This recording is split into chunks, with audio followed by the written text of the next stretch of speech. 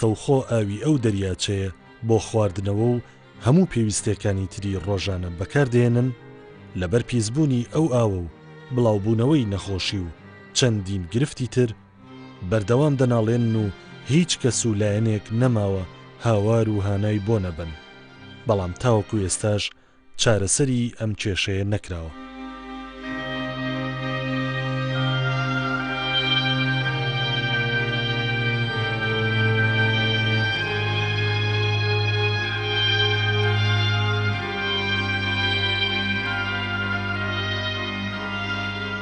پیسبوونی ئاوی دەریاچەی دەربەندیخان بە جۆرێکە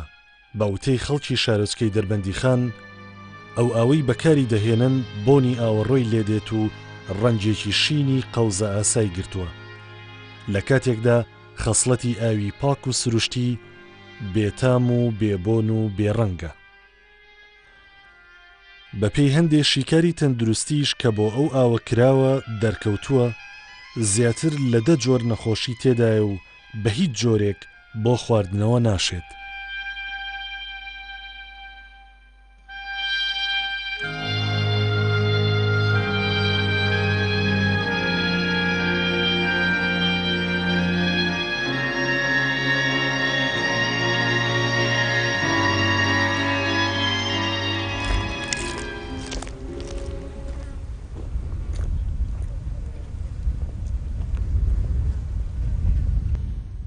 وڵی هۆکارەکەی لای ئێمە بۆ پیسبوونی ئاوەکە و کەمبوونی ئاوەکەشە گەڕین و ئاوەکەیش پیس بووە و کەمیش زۆر کەم بۆت و هیچ چەند ساڵە ئاوای پێ ناتە ئەوە کەمی نەکردە ساڵانی تر لەسەر بوو ئەمساڵ زۆر کەمی کردو هاتێتە خوار و ئاوەکەی پیسە و ئەوستا ئاوەکەی بە عەمەلی دەستنوێژیش نایە نەک بۆ خوارد نەخێر ماچی ڕەقە لە بەهارە نامرێ بەس لە کاتێکا ئەمرێ ئەم ئاوە کەم ئەکا و پیسی شەبێ بەس لەو کاتامێن لە بەهارە ماسی نامرێ ئەو ماسی من گرتمە پاکە بەس گەرا لەم ئاوای گیرە ئیساکی بەس ماسی گەرا حکومەتی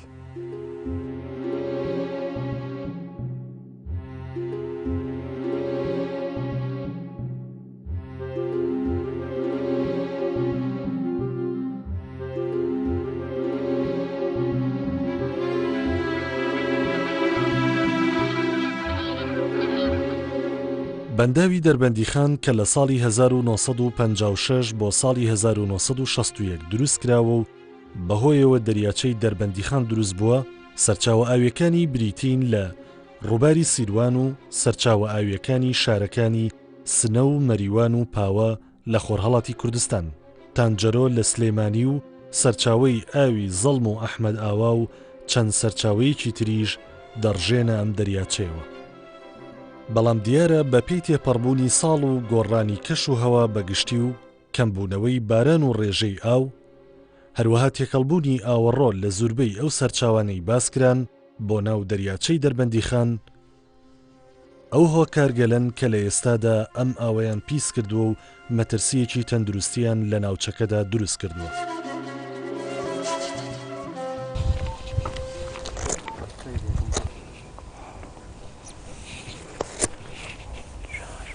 ئیسا ئێمە ئەم جەهازە دیپ سامپلەرە سامپلەکان وەرگرین لە قولی ئمە تەحدیدکەین بزانین چ قیلی بەکارمانێت سە 5 مەتر ئمە لە قیلی 5 مەتر ئەم سامپڵە وەرگردین گشتی سەدمەنتە ئەوە تاوان بۆ ئیسا تا ئەوە تاواکەین سامپڵێک لەسەرەوەی ئاوەگای بین هەردووگیان ئەیجا دوای فەحسیکەین بە ئەو جەهازانە ئەو جەهازە پۆرتبڵانە جەهازی PH مەتر و TDS Total Dissolved Solid تربيديتي و تمبريتشريشن او فحصانه طبعا هلا شوني لا اوغا مقر فحص بكريادن لا او حالات انا كحالات كيشي ولا اوغا مقر لبورتبل موقعيا فحص بكيني دواي لمختبرش اما فحص كيمن طبعا انت فزان فرق جاي شنو تمبريتشر شو كتاثيري اقل قيلي بودي على سروي اوغا طبعا تاثيري هي تمبريتشر جاي تسر ماسياغا وفحصانه ايمي كين بو او PH أو TRBDT أو Total Dissolved Solid أو لمختبر طبعا كاتيون وأنايون شو وهيفي ميتال هيفي ميتال دي عدد مادة جهراوية كان لا أو كاتيون وأنايون جيش أو خويا كان دي عدد لا أو شنو خويا لا أو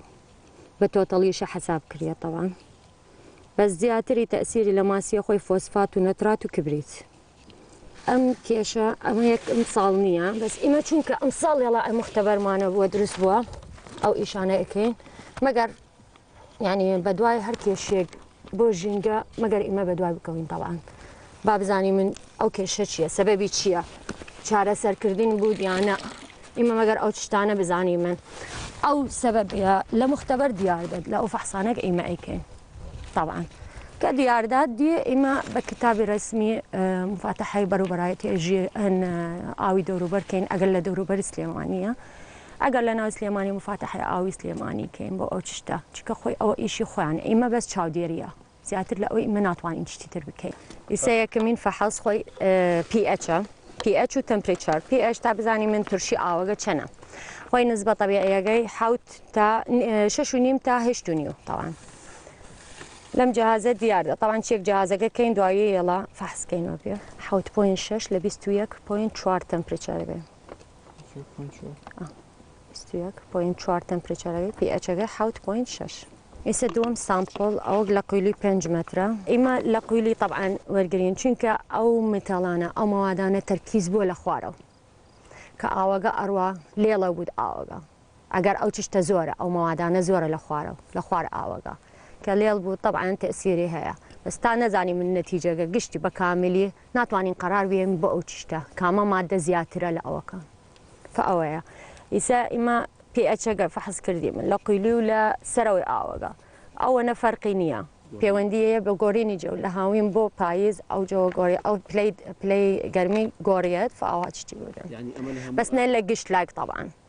بس يعني بيدوات اگر نتيجة اگر فحصان تواونا كاين مختبر ديار نايدن بوتشي وايد وماسيانا سام جهازات تربديتي مترا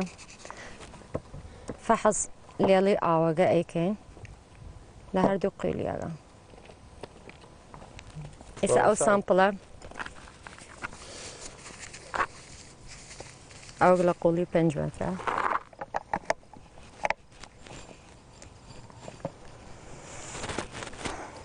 ناخويني دو زياترة زورة ناخويني دو جهازك يعني زياتر ل 500 تا 500 خويني دو أي جهازة تا 500 خويني تير بدك ليلي آوغا زياتر ل 500 ناخويني دو 0 درجة إذا شي نشوني جيتر تا فحص آوغا يك جارتر بكين لشوني تر دورتر لأمشونا طبعا زي من فرق هي لقل أم نتيجانا يعني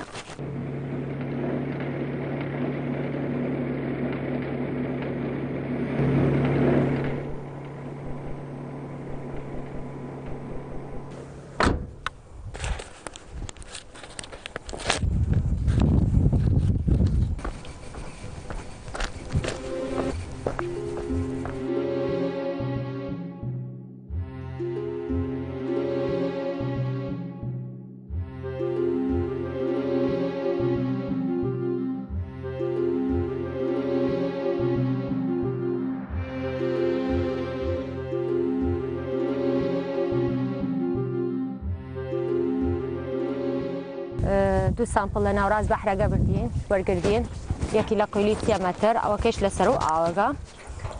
يكي لكناري آوغا شورقردين يستايشين فحصي كين فحص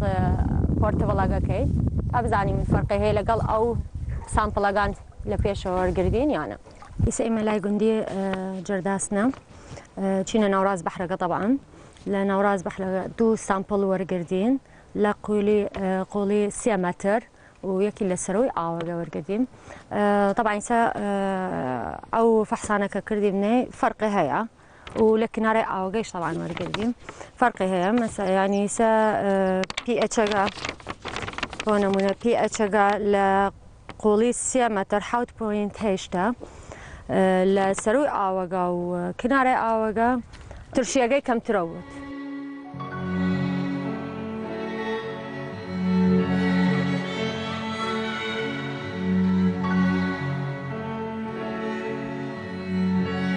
یەکێ لەو ئەرکانی کە لەسەر شانمانە بەڕاستی ئەوەیە کە بەدواداچوون بکەین بۆ ئەو سەرچاوە سروشتیانی ئاوکە لە سنووری پارێزگای سلێمانیدا هەیە ئەویش خۆی لە دەراچی دەربەنیخان و دەراچی دوکان و سەرچاوە سروشتیەکانی ترکە لە سنوورەکە هەیەەوە ئەو هاتن ناوەی ئەو ڕووبارانەی کە لە سنووری ئێرانەوە یاخود لە سنووری ئێرانەوە کە لە ناوچەی هەڵەبجا وە لە ناوچەی قەڵازی و ڕانیەوەکەیە ئێمە هەر وەک ئەرکی سەرشانمان هۆ بە یەکمانەیە پێڵم هۆبەی تاقیگەی ژینگەی ساڵانە لە هەر چوار وەرزی ساڵە چەند جارێک ئەچن بۆ سەردانی ئەو شوێنانە و هەر شوێنە و لە چەند شوێنێکی ترەوە یعنی بۆ نمونە لەگەڵ لە دەریاچی دەربەندیخان یا دوکان لە چەند شوێنێکەوە کە تێست ئەکرێ بۆ ئەو ئاوانەوە فحسەکرێ کە فحسی بایۆلۆجی ئەکرێ فحسی کیمیایی ئەکرێ و فحسی فیزیایی ئەکرێ لە بەنسن ماسیەوە یعنی پلەی گەرمە زەختی ئاوەکە لێڵی ڕووناچی کە ئەچێتە ینی PHەکەی بۆ نمونە وای کیمیایەکان ئەو خوانەی کە هەیە لە ناو ئاو لە حدودی ئەوەی کە بۆ پێتاویستی کە مۆبایلۆجیەکەیش بە هەمان شێوە کەواتە ئێمە گرنگە لامان کە ژینگەی ئەو جاندارانە دروست بێ و هەش خەلەلێک هەبێ پەیوەندی بەلایەنی پەیوەنددارەکەین یاخو هەش خەلەلێکی کە هەبێ بەزێکەینەوە بە سەر خۆمان. هەرچەندە لە زۆر لاوە هەوڵی چارەسەرکردن و پاکردنەوە و ڕێگریکردن لەم پیسبوونە کراوە و بەردەوام لە ڕێی میدیاکانەوە باسوخواسی لەبارەوە کراوە. بۆ نمونە ساڵی 2010 لەلایەن پارێزگەی سلێمانیەوە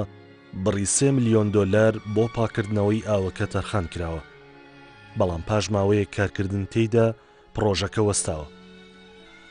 دوای ئەوەی چەند گرێبەستێک لەگەڵ چەند کۆمپانیایەکی بیانی و ناوخۆییدا کراوە هەر بۆ ئەو مەبەستە، بەڵام سەرجەمیان پاژماوەیەک کارکردن پرۆژەکانیان بەجێ دەهێڵن و ئاوەکەش هەر بە پیسی دەمێنێتەوە. بۆیە جارێکی تر خەڵکی ئەم شارۆچکەیە دەنجی ناڕەزایی بەرز دەکەنەوە و داوای چارەسەری دەکەن.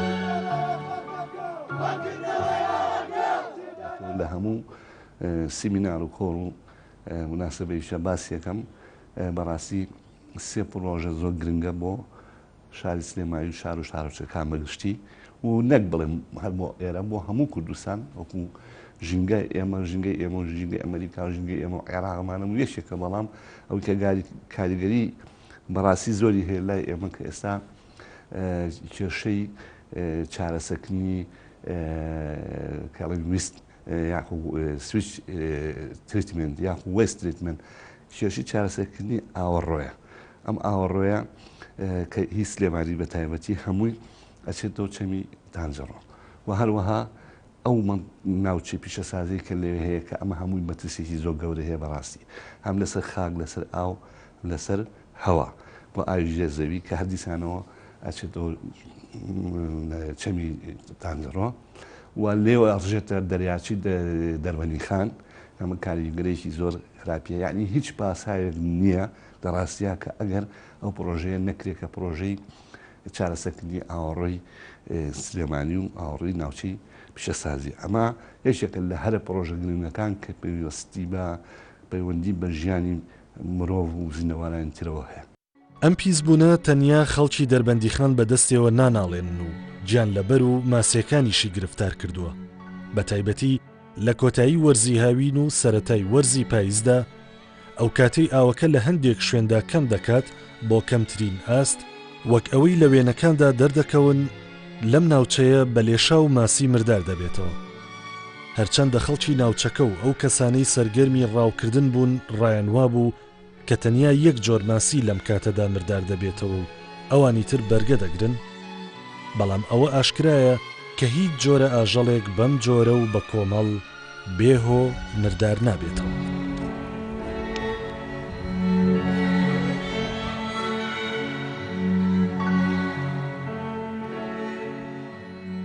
ئەمە هەموو ساڵێک گوێ ئەم ئاوە لە مانگی نوواوای ئەم ماسێ ئەتۆ پێ وەڵا ئەم ئاوە ئەم ماسیانە نەخۆشە، هەموو ساڵە لە گوێم بەحرە ئاو گوێ بەحرەکە سپێ بێ ئیتری ئەمناڵ نەخۆشیە ماسیە، بەس ئەو ماسیش وای لێتی مەڵێ بەس ئەو ڕقە و ماسی ڕقەیە یامی ئاوەکەی یام نەخۆش بەس بۆ یاری ئاوەکەشی و ئاوەکەی پێ نەکەوێ. وەڵی ماسی جۆری زۆریایە، وەڵی گەرای تایە، نقەی تایە، بزەی تایە، کوڵیتیایە ماسیەکان زۆرە بەس ئەو ماسی ڕقە ئاوای لێتە هەموو ساڵێ ئەنا ماسی زۆر هاتیە بەس ئەو ماسی گوێ و ئاوە سپیەکە ناوەڵا ئەی بیتیانی ئەو ماسییانە ئەیگرین ئەی خۆیان لێ فرۆشن ئەی بیتیانی ئەو ماسییانە بەس ئەم ماسیە وای لێتی وڵای لێ خوراوەڵە ئاوەکەی پاک و بەس ئەو ڕقەی تێکراوە کەس لێ ناخۆ من سا لە ماڵ و ئەوێ خۆم ئاوردۆ وەیرە تەرەمۆزەیەکم ئاورد نەبەخوا لێی ناخۆست هەفتەی لێرام دەمی لێ نادە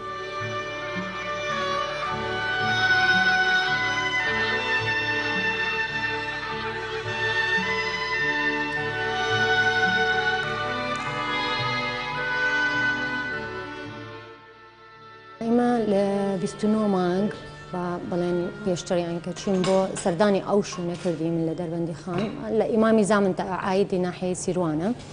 ئیمامی زامن و گوندی جەرداس نەکردین 5 سامپڵ وەرگردین لەو شوونە فحص موقعی پۆرتبڵ کردیم بۆ سامپڵەکان طبعا ئەو فحصە پۆرتبڵەکان یەکی لە فحسەکان دیار بوو زۆرترە لە لیمیتەکەی خۆی لێڵی ئاوەگە ئاوگا بۆ کێشەی ئەو مردنی ماسیە دوای ئەوە سامپڵەکان هێنان بۆ مختبەر دووەم ڕۆژ دەستکردین بە فحسی کیمیاوی مختبەری طبعا زیاتر کێشەی ئەو ئاوە چیە لێڵی ئاوەگە لێڵی ئاوەگە بۆ بەهۆی زیادبوونی مادە هەڵوەسراوەکان لە ئاو طبعا ئەو مادانە کە زیایە بود ڕووناکی ناچتە ناو ئاوەگە طبعا کەم چتە ناو ئاوەگە گەشەی زیندەرانەکانی ناو ئاو کەمە بود گەشەی قەوزەکان کەم دەبێت قەوزەکان استفادەیان هەیە بۆ ئاوەگە کە پاڵاوتن ئیشکە ینی ئیشەکەی کە پاڵاوتنە بۆ ئاوەگە ئەو مادە قورسەکان مادە ژەهراویەکان کۆ بود دەناو لەشی ئەو قەوزانە بە تەسویەی ئاوەگە ئەیکات بەس لە مختبەر کە فحص کردیم یەکی لەو مادە قورسە دوو مادە قورس دەرچوو طبعا ڕێژەکەی زیاترە لە لیمیتی ستاندەرەکەی خۆی مادەی قورقشم و نیکەل ئەو مادەی قورقشم و نیکەلە ئەگەر تەحالب هەیە ئەگەر قەوزە هەیە لە ناو ئاو قەوزەکە ئەو مادانە ئەیکیشتە ناو لەشی خۆی کۆکە ناو لەشی خۆی بەس کە قەوزەکان نییە طبعا نسبەی ئەو دوو مادە زیایە بود ناو ئاوەکە زیاتری طبعا لە وەرزی پاییز ئەو دوو مادە زیای بود نەوە ئەم دەریاچەیە بۆ ماوەی زیاتر لە 50 ساڵە پاک نەکراوەتەوە ئەمە لە کاتێکدایە چەندین مادە و پاشماوەی تەقەمەنی و جەنگەکانی تێدا بەجێماوە ئەو کاتەشی کە ڕێژەی ئاوەکە دادەبەزێت مادە تواوەکانی تری ناوی وەک قورقشم و ئاسن و فۆسفۆر و جیوە ڕێژەیان بەرز دەبێتەوە لەگەڵ تێکەڵاوبوونی پاشەڕۆی کارگەکان و پاشەڕۆی خۆڵ و خاشاکی شاری سلێمانی کە لە ڕێی ئاوی تەنجەرەوە دەڕژێتە ناو ئەم دەریاچەیە پێکەوە سەرجەم ئەم پاشەڕۆ و مادە پیس و مەترسیدارانە بۆ سەرجیانی مرۆڤ و گیانلەبەرەکان لە ناو ئاوەکە و دەوروبەری ئاوەکەش کەشێکی ناتەندروست پێک دەهێنن ئەو تێستانی کە ئێمەیکەین و لە ئێمە دەقیقتریش ئەتوانم بڵێن مەسن ڕێکخراوی نەچەل عێراق هەیە کە ئەوان خۆبەرای ئەجنبیان هەیە و ئەو ئاوانیان بردوێتەوە دەرەوەی وڵات یاخود زانکۆی سلێمانی ئێمە ئەو مختبەرێک کە ئێستا ئێمە هەمانە تاقیگەیەکە ئەوە تقریباً توان بڵێم ساڵێک بێ بەڕاستی جیهازی ئەتۆمیک و هەندێ ئامێری ترمان بۆ هاتووە کە خۆشبەختانە توانین ینی فحوساتی زۆر دقیق بین بکەین ئەوەی کە جەنابەت ئەفەرمی هەندێک جار ئەوەی کە لای ئێمە هین کراوە تەسجیل کراوە ڕێژەی ڕەساس لە حەدی خۆی بەرزترە تەمەن مەترسیدارە زۆر مەترسیدارە ئێمە پێڵین ئەو هێوی مەترلێرە ئەو مادە قورسانەی کە هەیە و ئەچێتەوە بنی مەسەن ئەو دەریاچانە ئەوە لە حەدی ستانداردی خۆی لە حەدی ئەوەی کە ئێمە ستانداردی مەسەر عێراقی و WHO و مەسەرەن ئەمریکیمانەیە سعودیمان هەیە لەو حەدانەکە بەرزتر بێت تەمانەوە جێ مەترسیەوە بێ چارەسەری وەکتە ئێمە کە ئەو ئیشانەکەی بەرزێکەکەینەوە بەسەر و خۆمان ئەوەی مایی خۆشحاڵی ئێمە و خەڵکی دەربەندیخانە لە ئێستادا بەپێی گرێبەستێک لەگەڵ کۆمپانیایەکی تورکیدا بڕیارە لە ماوەی 3 مانگی داهاتوودا لە ڕێگەی دانانی فیلتەرەوە ئاوی دەریاچەکە پێش گەیشتنی بە خەڵکی دەربەندیخان پاکش بکرێتەوە چیتر خەڵکی بە گومانەوە ئەو ئاوە بەکار نەهێنن و ترسیان لە پیسبوونی نەبێت.